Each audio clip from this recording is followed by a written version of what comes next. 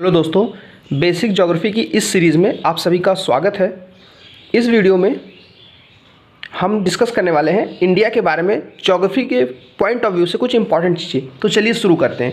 India के coast line की हम बात करने वाले हैं। यहाँ पे जो कोस्ट लाइन की जो लंबाई हमारी 7516.6 किलोमीटर है, जिसमें से 6100 किलोमीटर हमारा मेन लैंड कोस्ट लाइन यानी ज़मीनी हिस्सा है। ठीक है, वहीं पे 1197 किलोमीटर जो आइलैंड्स हैं, जैसे कि यहाँ पर अंडमान और निकोबार पड़ते हैं और यहाँ पे लक्षद्वीप पड़ते हैं, इनको अगर मिला लेंगे तो टोटल हमारा 7516.6 किलोमीटर हो जाएगा। ठीक है, और सिर्फ ज़मीन जैसे इंडिया का मेन लैंड ये मुख्य भूमि का एरिया सिर्फ मिलाएंगे तो ये 6100 किलोमीटर और आइलैंड का 1197 किलोमीटर पड़ जाता है। ठीक है, आगे की बात करते हैं।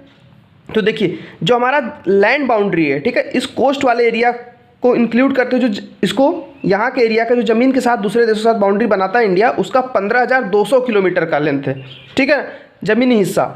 वहीं पर बात करें कि किस एरिया का नाम क्या है, तो देखिए आप यहाँ गुजरात साइड में देख पा रहे होंगे, जो अपर पार्ट है इसको रन ऑफ कच्छ कहते हैं, और इन दोनों के बीच में जो एक खाड़ी है, ठीक है, इसको गल्फ ऑफ कच्छ कहते हैं। वहीं पे इस नीचे वाले भाग को काठियावाड़ कहते हैं। ठीक है, और इस काठियावाड़ के नीचे यहाँ पे जो गल्फ पड़ता है इसका नाम है गल्फ ऑफ कैम्बे या गल्फ ऑफ खंबात कहते हैं। ठीक है, उसके बाद इस जो हमारा वेस्ट साइड का इंडिया का जो कोस्ट है वो क्या है, यहाँ से यहाँ के रीजन को आप बोलेंगे कोस्ट लाइन ऑफ सबमर्जेंस। ठीक है, उसके बाद कोस्ट लाइन ऑफ इमरजेंस, ये चीज़ ध्यान रखिएगा। और गोवा तक के क्षेत्र को कोंकण कोस्ट कहा जाता है और उसके नीचे वाले एरिया को मालाबार कोस्ट कहते हैं। तो ये काफ़ी ज़्यादा एग्जाम में पूछ लिया जाता है, या फिर आप कहीं बुक पढ़ेंगे तो आपको मिलेगा कि मालाबार कोस्ट या फिर कोंकण कोस्ट क्या होता है, तो ये ध्यान रखिएगा। वहीं पे ईस्ट साइड में कोंकण कोस्ट कहते हैं इसको। ठीक है, या फिर इसे पायान घाट भी कहते हैं, पायान घाट या कोरोमंडल कोस्ट। उसके बाद उत्कल कोस्ट, आपके ओडिशा के एरिया को उत्कल कोस्ट कहते हैं। और आंध्रा, जहाँ से इंडिया का मैप बेंट होता है, वहाँ से लेकर के पूरा वेस्ट बंगाल जहाँ से स्टार्ट होता है, ठीक है, यहाँ से जस्ट ये देखिए यहाँ से स्टार्ट हुआ है, यहाँ तक के एरिया को नॉर्थ सरकार या फिर नॉर्दर्न सरकार कहते हैं। ठीक है, इधर का एरिया कोस्ट लाइन की बात करें तो ये कोस्ट लाइन ऑफ इमरजेंस है। ठीक है, और यहाँ पे आंध्रा कोस्ट है। ठीक है, उत्कल कोस्ट और आपका जो कोरोमंडल कोस्ट है, इसके बीच के एरिया को आंध्रा कोस्ट कहते हैं। और कोरोमंडल कोस्ट के ज़मीनी वाले हिस्से को कार्नाटिक प्लेन्स कहा जाता है। ठीक है, आई होप आपको ये चीज़ें समझ में आ गई होंगी।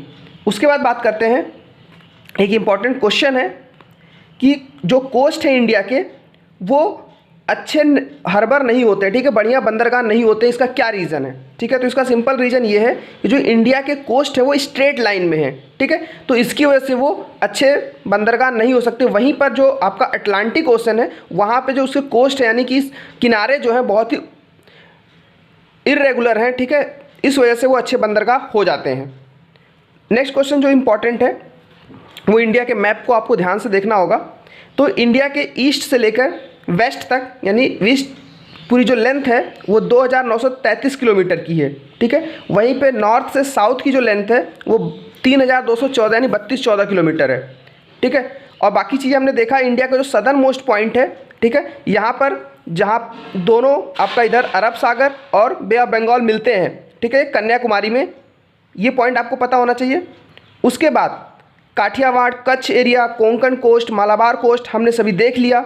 ठीक है, अब एक क्वेश्चन लास्ट है इस टॉपिक का कि नॉर्थ और साउथ, ठीक है, north and south, east and west, ठीक है, दोनों में अगर आप इनके 68 डिग्री 7 मिनट और 97 25 डिग्री, ठीक है, इधर 37 डिग्री 6 मिनट और इधर 8 डिग्री 4 मिनट, दोनों का डिफरेंस अगर आप लेते हैं तो अप्रॉक्सीमेट 30 डिग्री का आता है। ठीक है, मतलब लॉन्गिट्यूड्स के बीच का जो डिफरेंस है लगभग 30 डिग्री का आता है, लेकिन फिर भी एक जगह दूरी आपको 3214 मिलती है, एक जगह 2933 मिलती। ऐसा क्यों होता है? तो इसका आंसर ये है कि जो हमारे लॉन्गिट्यूड्स हैं उनके बीच की जो डिस्टेंस होती है वो कांस्टेंट नहीं होती है। जैसे जैसे आप पोल की तरफ जाएंगे तो उनके बीच की दूरी कम होती जाती है और इक्वेटर पे मैक्सिमम होती है। तो इक्वेटर पे लगभग 111.33 किलोमीटर होती है, जबकि आप पोल के साइड जाओगे तो डिस्टेंस उसके बीच कम होती जाती है। इस वजह से नंबर ऑफ लॉन्गिट्यूड तो ज़्यादा इंक्लूड हो जाती हैं, लेकिन उनके बीच की डिस्टेंस उस हिसाब से बढ़ नहीं पाती जितना लैटिट्यूड में बढ़ता है। तो लैटिट्यूड के बीच की डिस्टेंस हमेशा कांस्टेंट रहती है, जो लगभग 111 किलोमीटर की होती है हर जगह।